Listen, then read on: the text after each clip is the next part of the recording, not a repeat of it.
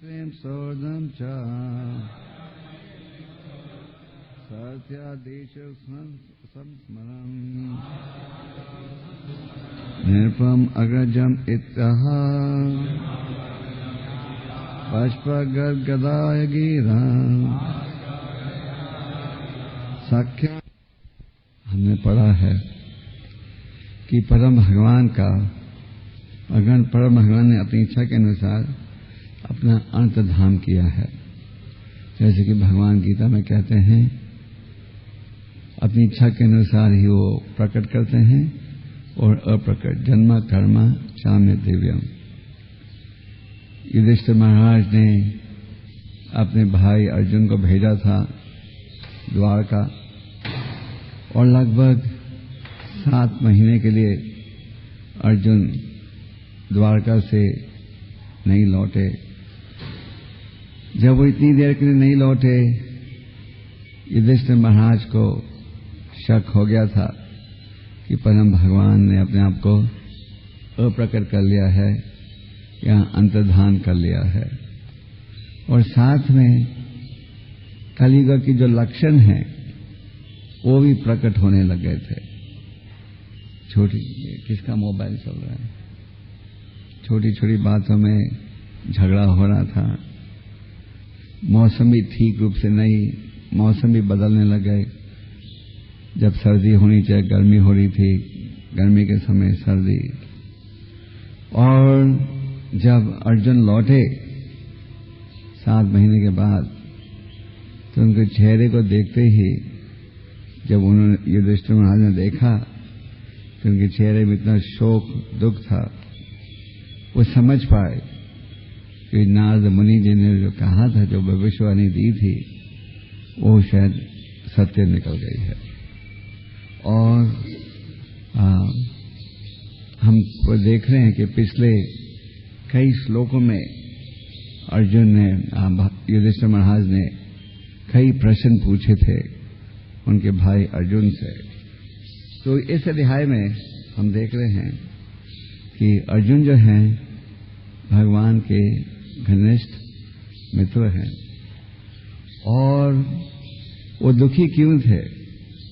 उन्हें शोक था क्योंकि परम भगवान उनके घनिष्ठ मित्र ने अपना अंतर्धान कर दिया था।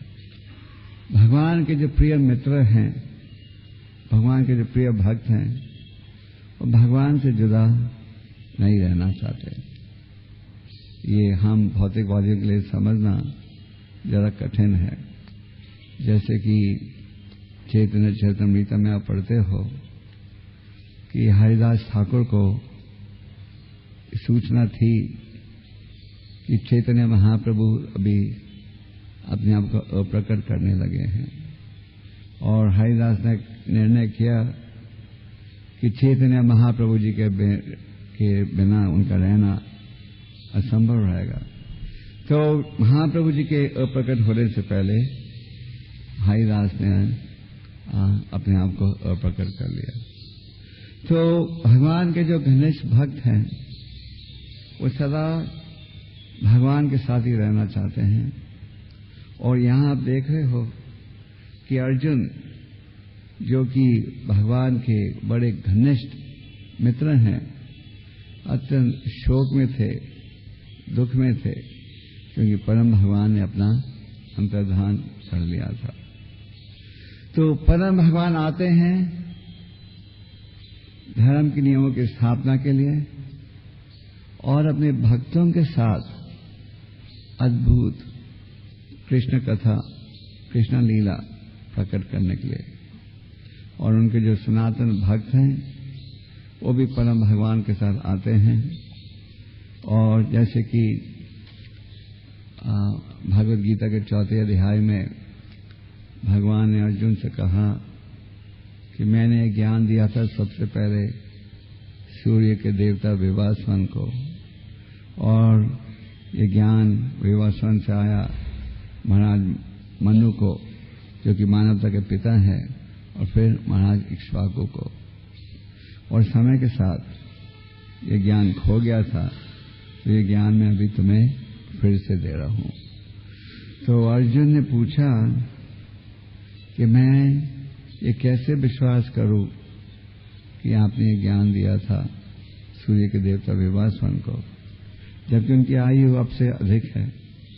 भगवान ने कहा, बहुत बहुत बार तुमने और मैंने जन्म लिया है और मैं अपने सब जन्मों को याद कर सकता हूं और तुम नहीं। तो अर्जुन जो है ये भगवान के सनातन साथी हैं, और भगवान जब अपने आप को प्रकट करते हैं तो उनके सनातन भक्त ही अब साथ में प्रकट होते हैं। तो अर्जुन को शोक था। युधिष्ठिर महाराज ने देखा कि भगवान अप्रकट हो गए हैं और कलियुग के जो लक्षण हैं उन्होंने प्रकट करना आरंभ कर दिया है।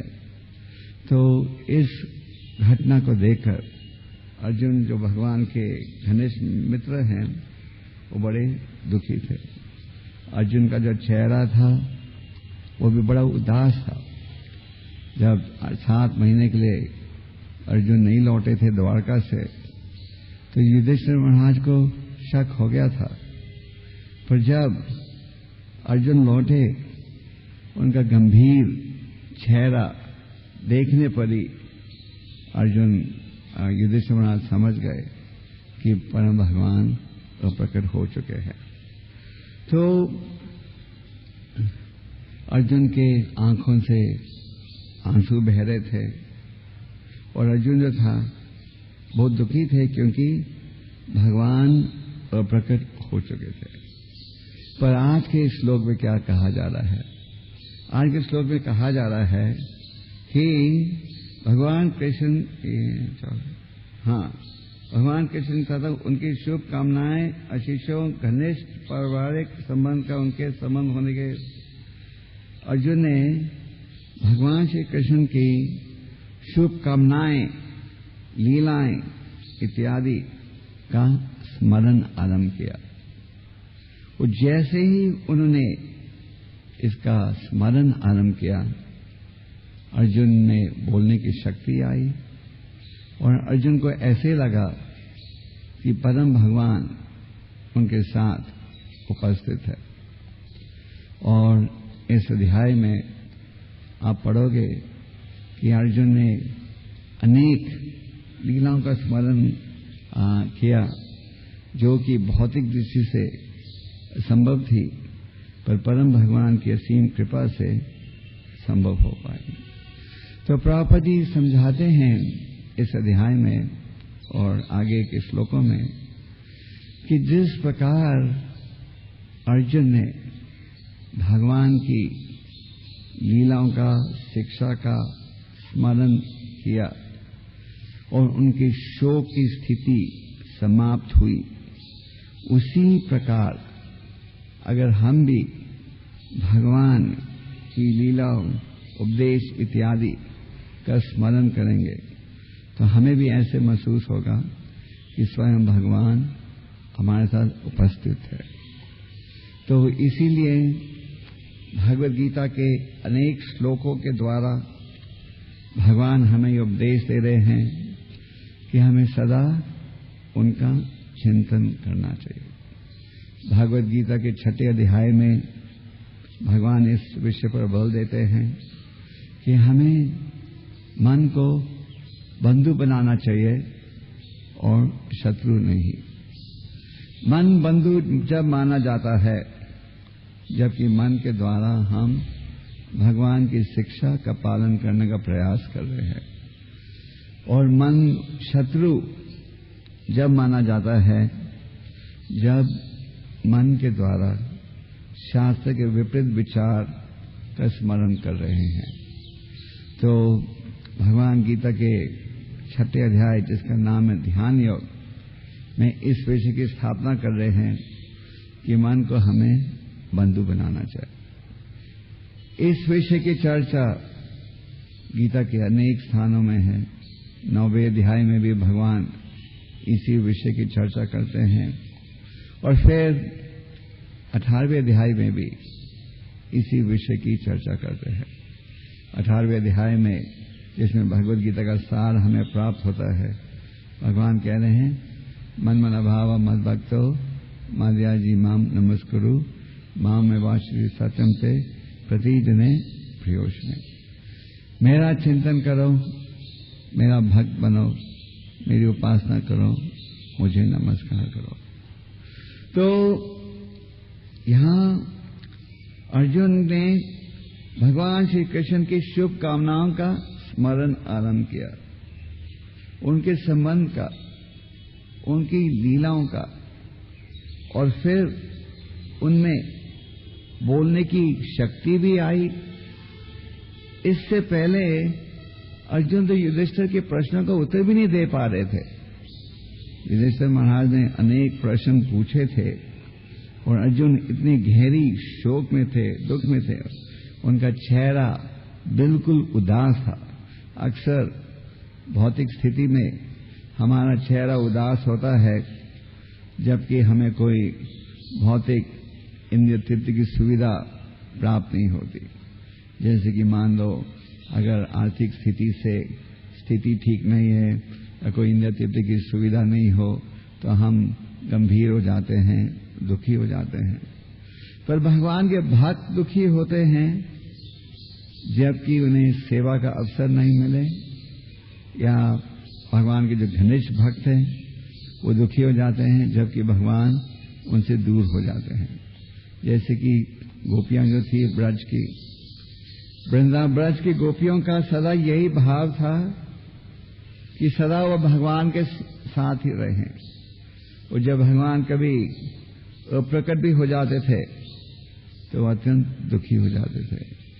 वो जो गोपियां थीं उन्होंने ब्रह्मा जी को भी दोष दिया कि आपने इन आंखों को ब्लिंक को क्या करेंगे, हाँ, आंखों को पलकना पड़ता है, और जब ये आंखों का पलकना होता है तो एक क्षण के लिए, थोड़े समय भगवान का वो चेहरा नहीं देख सकते।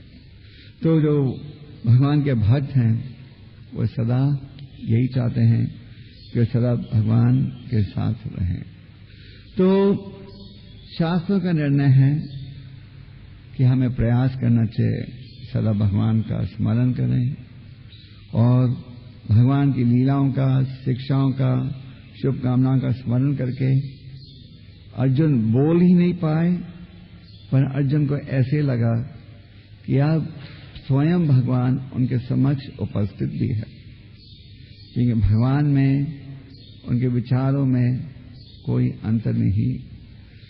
भक्ति रसामृत सिंधु में रूप गोस्वामी जी हमें अनेक शिक्षा, अनेक विधियों की रचना करते हैं, पर अंत में उनका कहना है कि सारे जो नियम हैं, इन सब नियमों का मूल उद्देश्य एक है।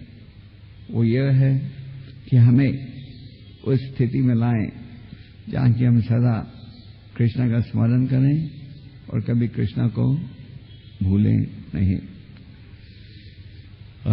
अब प्रश्न यह है कि कृष्ण भगवान का स्मरण किस प्रकार से हम करें। इस अध्याय में आप पढ़ोगे कि लगभग हर तात्पर्य में प्रभुपाद जी इस विषय पर बल दे रहे हैं कि हमें किसी न किसी माध्यम से भगवान की लीलाओं का, उपदेश का स्मरण करना चाहिए। तो इस विषय में कहा गया है हमें स्मरण करना चाहिए भगवान के नामों का, रूपों का, लीलाओं का, गुणों का, भगवान के रूप का, नामा रूपा गुना लीला। भगवान की, जैसे कि इस अध्याय में अर्जुन उन लीलाओं का स्मरण कर रहे हैं जो कि भौतिक दृष्टि से असंभव थी, तो भगवान की हेतु की कृपा के कारण वो सफल हो पाए। जैसे कि एक समय जब पांडव भाई जंगल में थे और दुर्वासा मुनि उनके पास आए, उनको भेजा था, वहां दुर्योधन है। दुर्वासा मुनि जब यात्रा करते थे तो अकेले नहीं, 10,000 शिष्यों के साथ दुर्वासा मुनि गए थे दुर्योधन के घर, और दुर्योधन ने उनका बड़ा अच्छा स्वागत किया था, आदर दिया था। और और निकलते समय दुर्वासा मुनि ने पूछा कि मैं तुम्हारे लिए कुछ सेवा कर सकता हूं। तो दुर्योधन ने कहा, जिस प्रकार आपने मेरे घर को पवित्र किया है, मेरे भाई की कुटिया को भी पवित्र करो। और उन्होंने इसके साथ ये भी कहा कि कब उन्हें जाना चाहिए जबकि उन्होंने भोजन स्वीकार कर लिया हो, दोपहर का भोजन, द्रौपदी का दोपहर का भोजन। तो उसके अनुसार वो पहुंचे वहां और युधिष्ठिर ने उनका स्वागत किया, निमंत्रण दिया, आओ प्रसाद स्वीकार करो। शास्त्र में कहा गया है कि अगर कोई दुश्मन भी आपके घर में आए तो उसका आपको स्वागत करना चाहिए। सबसे बेहतर है अगर आप उनका स्वागत करो प्रसाद के साथ। इसलिए प्रभुपाद जी की इच्छा थी कि हर भक्त जो कि खास करके हमारे प्रसिद्ध मंदिरों में आए, हर भक्त को खिलाकर गर्म प्रसाद खिलाया जाए। आप मानोगे नहीं, पर कई बार प्रभुपाद जी ने कहा जो भी आए हमारे मंदिरों में सबको गर्म प्रसाद खिलाना चाहिए। तो सबसे बेहतर है अगर आप अतिथियों को प्रसाद खिलाओ। प्रसाद नहीं खिला सकते किसी कारण तो फिर कम से कम उन्हें जल दो पीने के लिए। जल भी नहीं दे सकते, आसन दो बैठने के लिए, या मीठे शब्दों में उनका स्वागत करो। तो युधिष्ठिर ने दुर्वासा को निमंत्रण दिया, आओ प्रसाद खाएं। दुर्वासा ने कहा ठीक है, आते हैं स्नान करके। और जब युधिष्ठिर महाराज ने द्रौपदी से कहा कि भोजन तैयार करो 10,000 अतिथियों के लिए, द्रौपदी ने कहा यह तो संभव नहीं है, हमने दोपहर का भोजन प्राप्त कर लिया है। जब द्रौपदी जा रही थी, पांडव भाई जा रहे थे जंगल में, तो उन्हें एक खास वर प्राप्त हुआ था, एक अक्षय पत्र प्राप्त हुआ था, जिसके द्वारा जितने भी अतिथि आए सबके लिए भोजन का प्रबंध हो सकता था। और हम लोग ने दिल्ली में ये अक्षय पत्र का प्रोग्राम शुरू किया है जिसमें खैर उस प्रकार की योग्यता तो नहीं है, वो धीमे धीमे बढ़ाने का प्रयास कर रहे हैं। इस समय 1800 बच्चों तक पहुंच गए हैं। तो द्रौपदी ने कहा ये तो असंभव है, ये संभव नहीं हो पाएगा। वो घबराने लगी। उन्हें पता था दुर्वासा मुनि का स्वभाव। दुर्वासा मुनि शिव जी का एक और नाम है आशुतोष।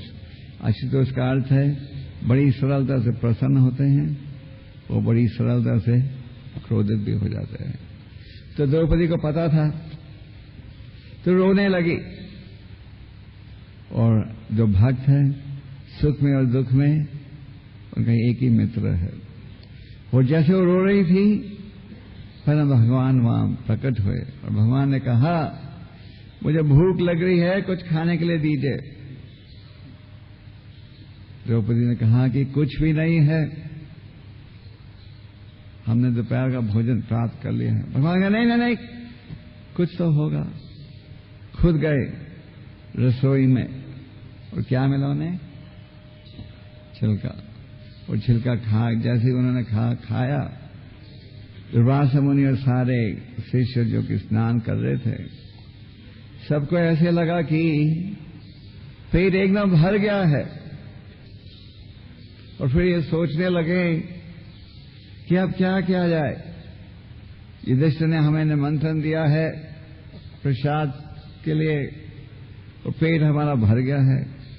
भरे हुए पेट के साथ शुद्ध वैष्णव के पास जाएंगे और कुछ स्वीकार नहीं करेंगे तो अपमान होगा। क्योंकि दुर्वासा मुनि समझ गए थे अमरीश महाराज के साथ जो लीला बीती थी कि वैष्णव का अपराध करना भी बड़ा भयंकर है। तो इस प्रकार अर्जुन ने अनेक लीलाओं का स्मरण आरंभ किया, जो कि भौतिक दृष्टि से असंभव थी, पर परम भगवान की असीम कृपा के कारण वो सफल हो पाए। तो इस प्रकार हम भक्तों को भी भगवान के अनेक लीलाओं का स्मरण करना चाहिए। और भगवान की अनेक लीलाएं हैं जिनके विषय में हम भागवतम में पढ़ते हैं। इसके साथ चैतन्य महाप्रभु जी की अनेक लीलाएं हैं, लीलाओं की कोई कमी नहीं है। उसके साथ भगवान के शुद्ध भक्तों की अनेक लीलाएं हैं, जैसे कि पिछले हफ्ते हम भक्तों ने ठाकुर भक्ति विनोद का तिरुभाव तिथि आविर्भाव मनाया था और हरिदास ठाकुर की तिरुभाव तिथि मनाई थी। अगर देखा जाए हमारे वैष्णव कैलेंडर में लगभग हर हफ्ते आप थोड़ी देर बाद किसी न किसी महान संत का आविर्भाव या तिरुभाव है। तो इस प्रकार हमें मन के द्वारा सदा आध्यात्मिक विचारों को बिठा कर रखना चाहिए। अगर हम मन में सदा आध्यात्मिक विचारों को बिठाएंगे तो फिर जो मन है भौतिक विचारों से बचेगा। प्रभुपाद जी उदाहरण देते थे कि एक गिलास में अगर दूध भरा हुआ है तो फिर पानी को जोड़ने की गुंजाइश नहीं। अगर हम मन को जोड़ कर रखेंगे आध्यात्मिक विचारों से तो फिर किसी और प्रकार का विचार जुड़ने की संभावना नहीं होगी। फिर लीलाओं के अलावा भगवान के अनेक गुण भी हैं। इनका वर्णन ब्रह्मा जी करते हैं ब्रह्मा संहिता में। ब्रह्मा संहिता में ब्रह्मा जी के द्वारा भगवान के अनेक लक्षणों का गुणों का वर्णन है। ब्रह्मा जी कहते हैं अद्वैतम अच्युतम अनादि अनंत रूपम। भगवान जो है अद्वैता है, अच्युता है, कभी गलती नहीं करते। अनंत रूपम, वह अपने आप को अनंत रूपों में प्रकट करते हैं। उनके लिए कोई भी कार्य असंभव नहीं है। जैसे कि आप वो ब्राह्मण और मोची की कथा सुनते हो। ब्राह्मण ने जब सुना कि भगवान एक हाथी को सुई के छेक से निकाल रहे थे, उसने इसे स्वीकार नहीं किया। पर जब उस मोची भक्त ने सुना तो स्वीकार नहीं हो तो नाचने लगा, देखो मेरे भगवान कितने महान हैं। तो भगवान के अनेक अनेक गुण हैं। अच्युत अद्वैतम अच्युतम अनादि अनंत रूपम, वो अपने आप को अनंत रूप में प्रकट करते हैं। अच्युत, वो कभी भी गलती नहीं करते। आज भी हम उनकी गीता जब उनका जो उपदेश है उसे पढ़ते हैं। अध्यम पुराण पुरुषम नव यौनम च, और सबसे प्राचीन पुरुष होते हुए वो दिखते हैं कैसे? बिल्कुल नव यौनम, एक नौजवान युवक के समान। फिर आगे ब्रह्मा जी कहते हैं वो किसी एक अंग से किसी और अंग का कार्य भी कर सकते हैं। अंगनी यश सकलेंद्र वृत्तिमंत्री, किसी एक अंग से किसी और अंग का कार्य कर सकते हैं। आप और हम एक अंग से एक ही प्रकार का कार्य कर सकते हैं। भगवान किसी एक अंग से किसी और अंग का कार्य कर सकते हैं। जैसे कि जब हम वैष्णव भक्त उन्हें भोग लगाते हैं तो भगवान ये भोग कैसे स्वीकार करते हैं? अपने नेत्रों से और कानों से। नेत्रों से भोग को देखते हैं, कानों से भक्ति जो प्रार्थना है उसे सुनते हैं और इसे स्वीकार करते हैं। तो भगवान के गुणों के विषय में वो किसी एक अंग से किसी और अंग का कार्य कर सकते हैं। और भगवद गीता में 8वें अध्याय में भगवान हमें उपदेश देते हैं, अनेक और उदाहरण देते हैं किस प्रकार उनके विषय में हम स्मरण कर सकते हैं। भगवान कहते हैं मेरे बारे में सोचो कि मैं सबसे प्राचीन हूं और हर स्थान में उपस्थित हों।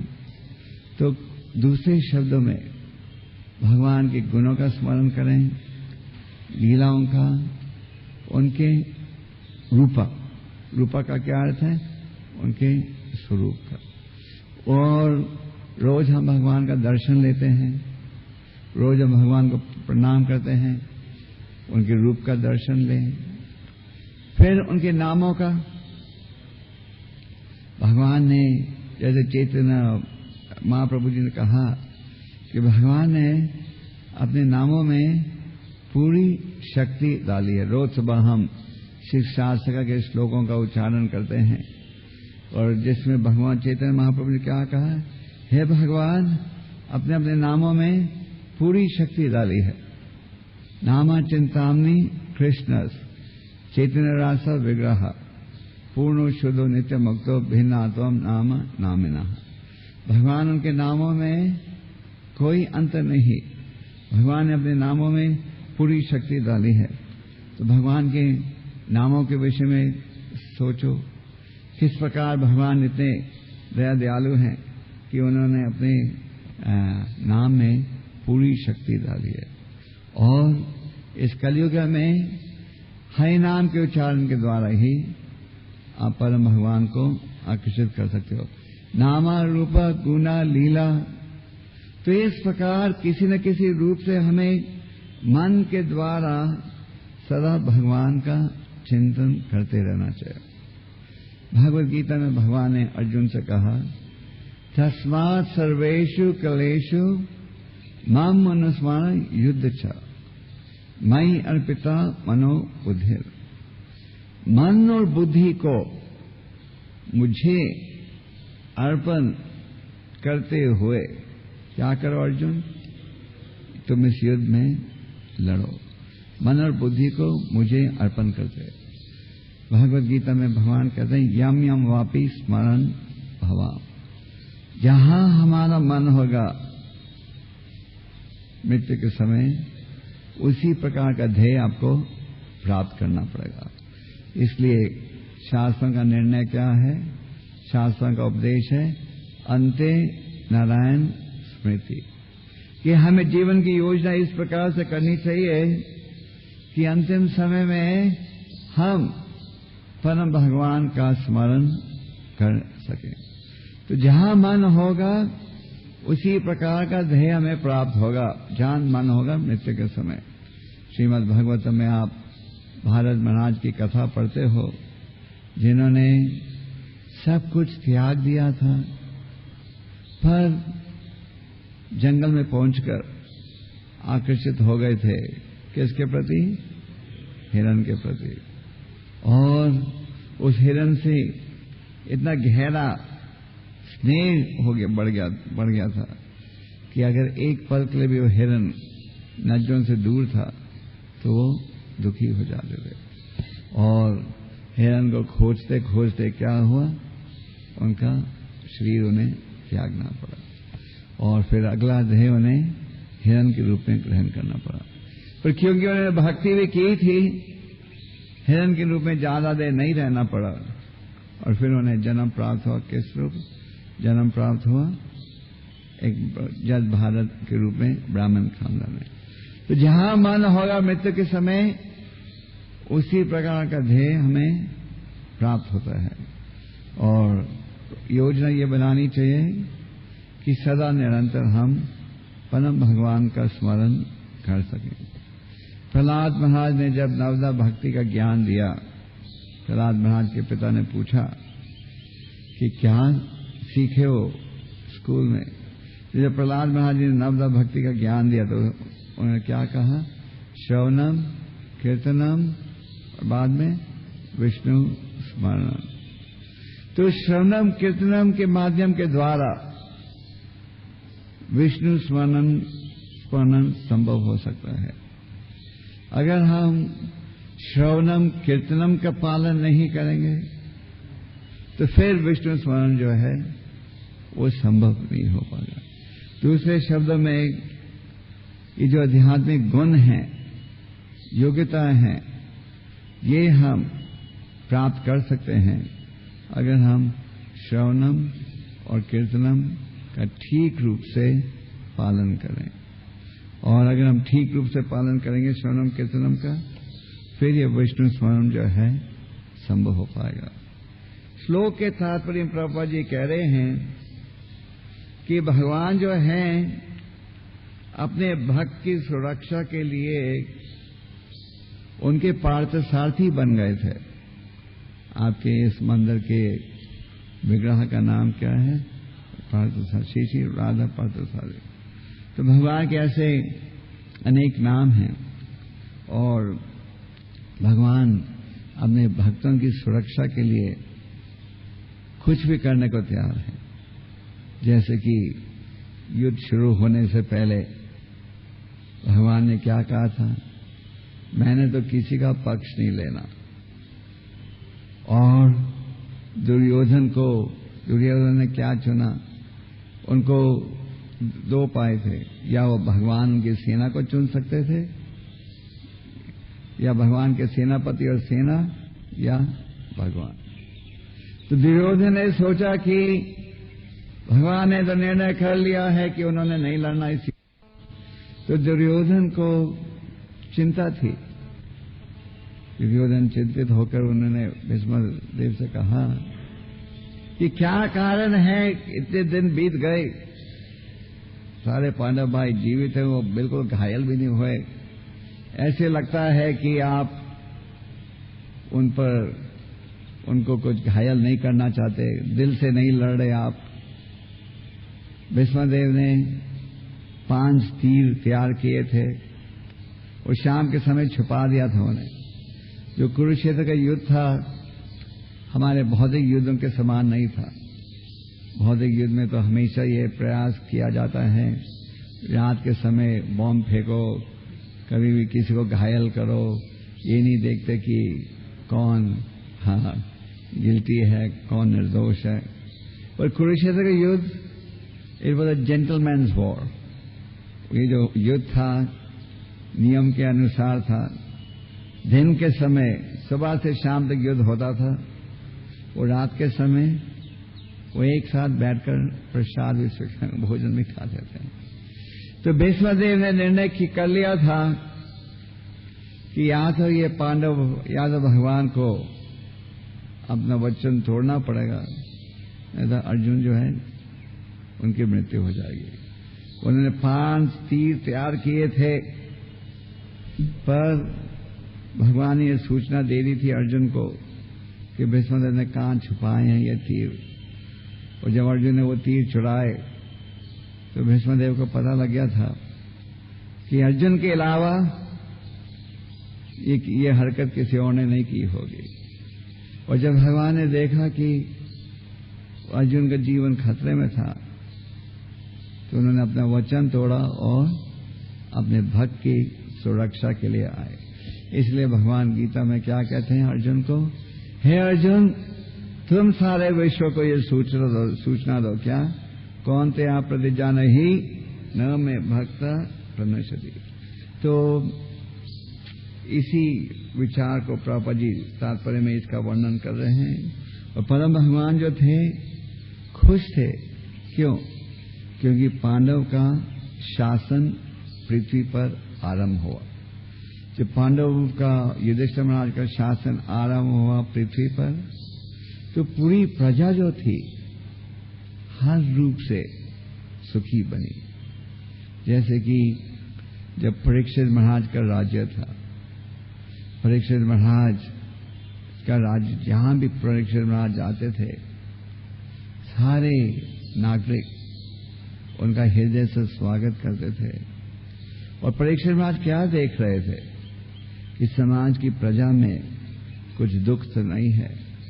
और जब उन्होंने यात्रा करते हुए देखा कि एक स्थान में एक शूद्र व्यक्ति ने राजा के वस्त्रों को ग्रहण करके राजा का व्यवहार कर रहा है, तो परीक्षित महाराज तुरंत ही तैयार हो गए, अपनी तलवार निकाली, फिर उस दुष्ट व्यक्ति के निवेदन पर उन्हें कहा, जा रहो कहां? मेरे राज्य के बाहर। क्योंकि जो राजा थे प्राचीन समय में उनको चिंता रहती थी पूरी प्रजा के सुख के लिए। तो परम भगवान आते हैं धर्म के नियमों की स्थापना के लिए, और वो स्वयं धर्म के नियमों की स्थापना करते हैं और अपने भक्तों के द्वारा। तो जब पांडव का शासन आरंभ हुआ तो परम भगवान खुश थे, क्योंकि पांडव के द्वारा धर्म की स्थापना हुई। तो भगवत गीता में भगवान कहते हैं जो कि बड़े लोग करते हैं दूसरे उनके उदाहरण से चलते हैं। यशस्वी आती शास्त्र पे कि जब उदाहरण ठीक दिया जाता है तो प्रजा का उदाहरण भी, प्रजा का चरित्र भी जो है ठीक रहता है। आज हम समाज में क्या देखते हैं? समाज में देखते हैं कि जो हमारे राजनीतिक नेता हैं वो बिल्कुल दुष्ट बुद्धि के हैं, और इस कारण जो प्रजा है उनका भी आचरण उनके समान है। तो जो राजा है उसे राजा शासन के साथ भगवान का भक्त भी होना चाहिए। और प्राचीन समय में जो राजा थे वो क्या थे? राज ऋषि। और क्योंकि वो राज ऋषि थे इसलिए समाज में किसी प्रकार की कमी नहीं। जैसे कि आप पढ़ते हो भागवत में महाराज पृथु और महाराज वेना का, जब महाराज वेना का शासन था पूरे समाज के व्यक्ति दुखी हो गए थे। क्यों? क्योंकि राजा ने हर प्रकार का यज्ञ जो है रुकवा दिया था, और जो समाज की आवश्यकता है वो भी नहीं पूरी हो रही थी। और जैसे ही पृथु महाराज राजा बने समाज की हर आवश्यकताएं जो प्राप्त होने लग गई, क्योंकि पृथु महाराज ने पूरी प्रजा, पूरे राज्य में पूरी प्रजा को यह आदेश दिया कि भगवान का गुणगान करने के लिए। तो दूसरे शब्दों में जब सरकार, भगवान, जब जो प्रतिनिधि हैं, जो सरकार देश के नेता हैं, जब वो धर्म के आधार पर चलेंगे तो जो प्रजा है वो भी सुखी होगी। जैसे आज भी लोग राम राज्य की चर्चा करते हैं। राम राज्य के समय कुछ शोक दुख कष्ट नहीं था, पूरी प्रजा सुखी थी। तो प्रभुपाद जी समझाते हैं कि इस स्थिति को आज भी हम प्राप्त कर सकते हैं अगर हम क्या करें? क्या करें? हरि नाम को अपनाएं। अगर हम हरि नाम को अपनाएं और इसका प्रचार करें तो प्रभुपाद जी कहते हैं आज भी राम राज्य की स्थापना हो सकती है।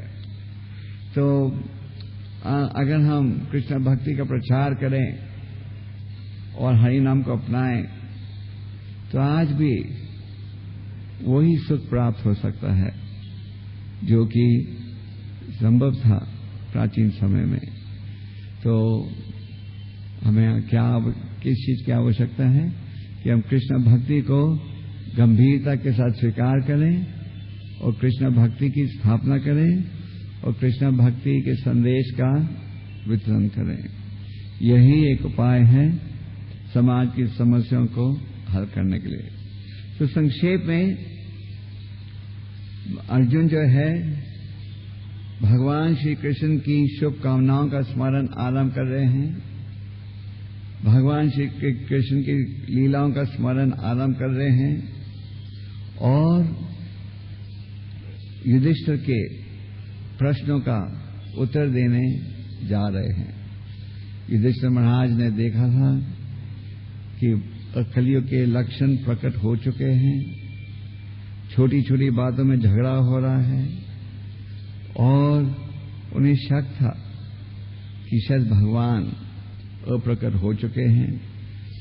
और जब अर्जुन लौटे द्वारका से तो अर्जुन के चेहरे को देखकर वो समझ गए कि नारद मुनि जी की जो भविष्यवाणी है वो सत्य निकल चुकी है। और काफी समय के लिए अर्जुन युधिष्ठिर महाराज के साथ खड़े थे, पर दुख और शोक के कारण वो युधिष्ठिर महाराज के प्रश्नों का उत्तर नहीं दे पाए। और जैसे ही उन्होंने भगवान की शुभकामनाएं और लीला का स्मरण आरंभ किया, वो उत्तर भी दे पाए, उनका शोक भी दूर हो गया और उन्हें क्या लगा कि परम भगवान स्वयं उपस्थित हैं। हालांकि भौतिक दृष्टि से वो प्रकट हो गए थे, पर जब उन्होंने उनकी लीलाओं का स्मरण आरंभ किया तो उन्हें ऐसे लगा कि परम भगवान स्वयं वहां ही उपस्थित हैं। तो जैसे हमने कहा था, प्रभुपाद जी कहते हैं इन श्लोकों के तात्पर्य में कि अगर हम भक्त भी, प्रभुपाद जी कहते हैं, अगर इस संस्था के भक्त भी अर्जुन के समान भगवान की लीलाओं का स्मरण करेंगे तो उन्हें भी ऐसे ही महसूस होगा कि परम भगवान स्वयं उपस्थित हैं उनके साथ। और जैसे हमने कहा था, भगवान का स्मरण करने के अनेक साधन हैं। उनकी लीलाओं का स्मरण करो, उनके गुणों का, नामों का, रूपा का, और अगर मन जुड़े रहेगा आध्यात्मिक विचारों से तो फिर भौतिक विचारों के लिए कोई स्थान नहीं रहेगा। और हर भक्त का प्रयास रहना चाहिए कि मन में आध्यात्मिक विचारों को भरे, और ये संभव हो पाएगा अगर हम बड़े ध्यान से श्रवणम और कीर्तनम का पालन करें। आध्यात्मिक जीवन निर्भर है श्रवणम कीर्तनम के ऊपर। कई बार भक्त पूछते हैं कि निम्रता कैसे प्राप्त हो, सहनशील हम कैसे बन सकते हैं, ये जो अनेक गुणों जिनके विषय में हम शास्त्र में पढ़ते हैं, ये सब गुणों की प्राप्ति किस प्रकार से होगी। इन सब गुणों की प्राप्ति हो सकती है अगर हम नियमित रूप से श्रवणम कीर्तनम का लाभ उठाएं। और इस श्लोक के तात्पर्य में प्रभुपाद जी ये भी कह रहे हैं अंत में कि परम भगवान जो हैं अपने भक्तों की सुरक्षा करते हैं। और शास्त्र में आप अनेक उदाहरण पढ़ते हो जहाँ की उनके भक्त कठिन परिस्थिति में भी थे, पर परम भगवान की कृपा से, अहित की कृपा से उनकी सुरक्षा हुई। तो हमें क्या करना चाहिए? यही प्रयास करना चाहिए कि हम भगवान के भक्त बने। और शिव जी कहते हैं कि भगवान के जो भक्त हैं वो हर स्थिति में भगवान की सेवा में जुड़ना चाहते हैं, सेवा में रहना चाहते हैं। नारायण परा सर्वे नाग कृतशन दिव्यति स्वर्ग प्रवर्ग नर केशव अपि तुल्यार्थ दर्शना। नरक में या स्वर्ग में, दोनों ही परिस्थितियों में भगवान के जो भक्त हैं उनकी इच्छा रहती है कि भगवान की सेवा में जुड़े रहें। अगर सुविधा हो तो भी सेवा में रहना चाहते हैं, और कठिन परिस्थिति हो उस कठिन परिस्थिति में भी सेवा में ही रहना चाहते हैं। भक्त का ये विचार है कि अगर भगवान की इच्छा है कि मैं कठिन परिस्थिति में रहूं तो इस परिस्थिति में रहते हुए ही मुझे सेवा करने दो। क्योंकि भक्त का यह विचार है कि भगवान की खुशी में हमारी खुशी, भौतिकवादी का विचार है कि हमारी खुशी में भगवान की खुशी होनी चाहिए, और भक्त का विचार है कि भगवान की खुशी में हमारी खुशी। जैसे जब उद्धव ने निवेदन किया गोपियों से कि भगवान के सिरदर्द को दूर करने के लिए उन्हें उनके भक्तों के चरण कमलों की धूल चाहिए। जो गोपियां थी वो तो तुरंत तैयार हो गई, पर जब उद्धव ने ब्राह्मणों से पूछा और योगियों से पूछा, ज्ञानियों से पूछा, उन्होंने इनकार कर दिया। उनको ये चिंता थी कि हमारे चरणों की धूल अगर भगवान के माथे पर लगेगी तो हमें क्या परिणाम भुगतना पड़ेगा। और गोपियों ने ये नहीं सोचा कि हमें क्या परिणाम भुगतना पड़ेगा, उन्होंने यही सोचा कि भगवान को हम सुख कैसे दे सकते हैं। तो इसी प्रकार हम भक्तों का सदा यही प्रयास रहना चाहिए कि हम किस प्रकार वो कार्य करें जिससे भगवान प्रसन्न हो। कई बार भक्त पूछते हैं, कल भी 2-3 भक्तों ने पूछा, हम भगवान को प्रसन्न कैसे कर सकते हैं? हम भगवान को प्रसन्न कर सकते हैं उनकी शिक्षा का पालन करके। हम भागवतम, गीता इत्यादि क्यों पढ़ते हैं, क्यों सुनते हैं? इसी भाव से कि हम उनकी शिक्षा का पालन करें, और अगर हम उनकी शिक्षा का पालन करें तो इसके द्वारा हम उन्हें संतुष्ट करते हैं और जैसे कि उदाहरण दिया जाता है, पेट में खाने डालने से पूरे शरीर में ताकत आ जाती है। तो भगवान को संतुष्ट करके हम भी संतुष्ट होते हैं। तो भक्तों का यही प्रयास रहना चाहिए कि वही कार्य किया जाए जिसके द्वारा हम परम भगवान को संतुष्ट कर सकते हैं। जैसे कि चैतन्य महाप्रभु जी ने सनातन गोस्वामी जी को शिक्षा देते हुए क्या कहा, जो कार्य भक्ति के लिए अनुकूल है उसे स्वीकार करो और जो भक्ति के लिए प्रतिकूल है उसे त्यागो। और रूप गोस्वामी जी तो ये भी कहते हैं कि हे मेरे प्रिय मित्र, जो भी कीमत भरनी पड़े भरो, और कृष्ण भक्ति को जरूर स्वीकार करो, कृष्ण भक्ति को हाथ से मत छूटने दो। तो ये भाव रहना चाहिए हम भक्तों का, और अगर हम इस भाव के साथ हम भक्ति को चलाएंगे तो फिर हम इस रास्ते में सफलता प्राप्त कर सकेंगे। तो भागवतम गीता सुनने से, ध्यान से, जाप करने से ये प्रेरणा बढ़ती है भगवान की शिक्षा के पालन करने के लिए। और भक्तों का यही उद्देश्य रहना चाहिए कि जो भक्ति के लिए अनुकूल है उसे हम स्वीकार करें, और जो भक्ति के लिए प्रतिकूल है उसे हर कीमत में त्यागें। और अगर हम इस विचार के साथ चलेंगे तो फिर इस मार्ग में सफलता प्राप्त कर सकेंगे। हरे कृष्ण। ये थोड़ा लंबा लेक्चर हो गया। 51 क्वेश्चन, थोड़ी देर हो गई आज क्लास में।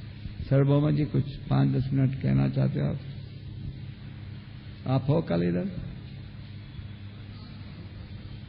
ये क्लास दे सकते हैं के साथ भगवान की एक अद्भुत लीला आप सुनोगे, क्योंकि अर्जुन इस अध्याय में भगवान की अनेक लीलाओं का स्मरण करते हैं। Any question? प्रश्न नहीं? तो अर्जुन क्या कह रहे हैं? इस श्लोक में क्या कहा जा रहा है?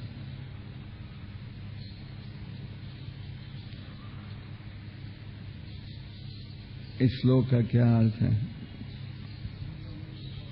हाँ, राधा कृष्णा दास, आप तो पंडित हो, बोलो इस श्लोक का भाव क्या है? हाँ,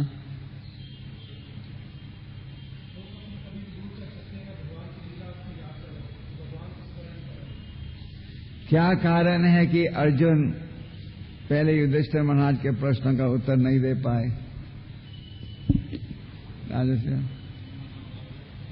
हाँ, शोक में क्यों थे? हाँ, अब युधिष्ठिर महाराज को कैसे शक हुआ कि भगवान शायद अप्रकट हो चुके हैं? हमने इसका हाँ, समाज के हालात देखकर क्या क्या लक्षण देखे उन्होंने? हाँ,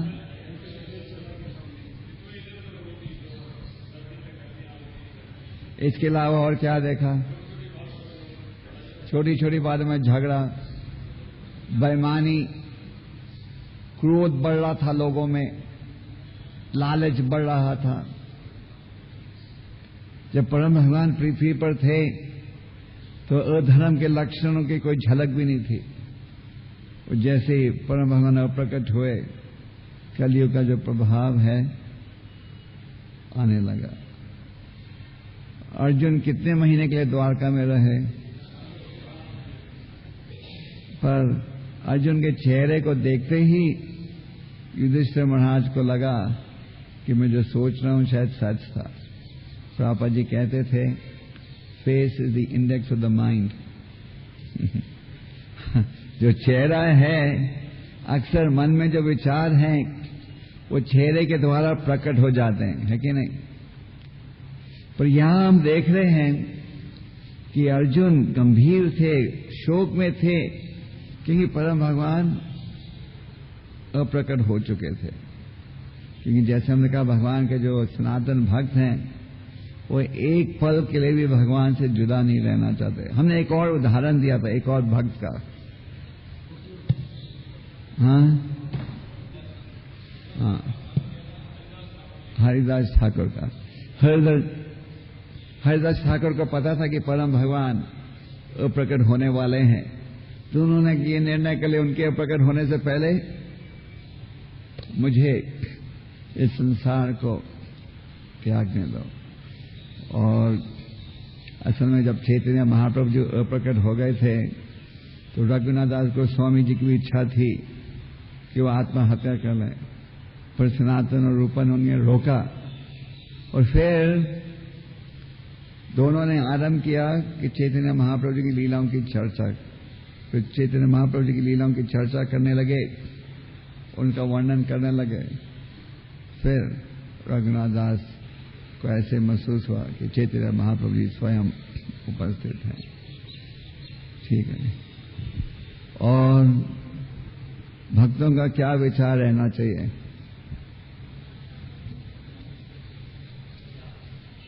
हाँ, उद्देश्य ये रहना चाहिए कि भगवान की खुशी में हमारी खुशी। तो भगवान की खुशी, भगवान को प्रसन्न करने के लिए क्या करने की आवश्यकता है? शिक्षाओं का पालन और भगवान के चिंतन के क्या क्या माध्यम है? हाँ, रूप, लीला और गुण।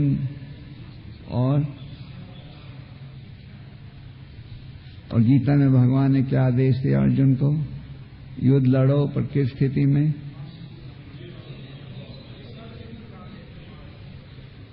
बुद्धि और मन को मेरे चरण कमलों में अर्पण कर दे। तो इसी प्रकार हम जो भी कार्य कर रहे हैं, मन और बुद्धि द्वारा भगवान का स्मरण करना चाहिए। हरे कृष्ण। ग्रंथराज श्रीमद् भागवतम की